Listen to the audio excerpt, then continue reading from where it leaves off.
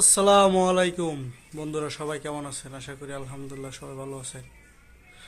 তো আজকে প্রবাস জীবনে কেমনে কাটাই সেটা দেখাবো, কিভাবে রান্না বান্না করি সেটা দেখাবো। তো সবাই সাথেই থাকবেন। তো দর্শক বন্ধুরা, আমি এখন মুরগির গোস্ত পাকামো। তো মুরগিটা ভালোভাবে ফ্রেশ করে ধুয়ে নিলাম।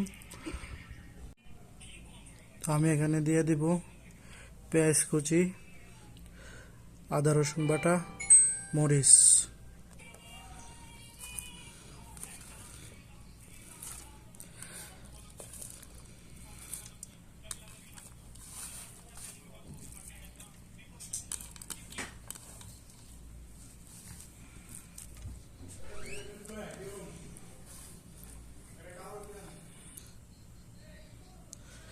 পরিমাণ পর্যন্ত তেল।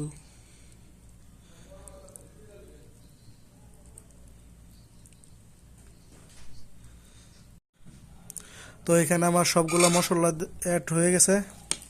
আমি মশলাগুলোর মধ্যে দিয়ে দিছি দারচিনি, এলাচি, লং, তেজপাতা, কাঠ, আর হচ্ছে গিয়া জিরার গুঁড়া,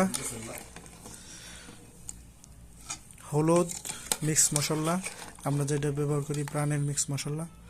তো আমি এখন সবগুলোকে একসাথে মিক্স করে নেব। তো বন্ধুরা, আমার এখন মিক্স করা হয়ে গেছে। তো আমি 10 মিনিটের জন্য ফ্রিজে রেখে দেব নরমালে। এভাবে রান্না করলে খাইতে অনেক টেস্ট হয়। তো অলরেডি আমার সব কিছু পাক শাক শেষ। তো আমি এখন খাবো, দেখি কিরকম টেস্ট হয়েছে। বিসমিল্লাহির রহমানির রহিম।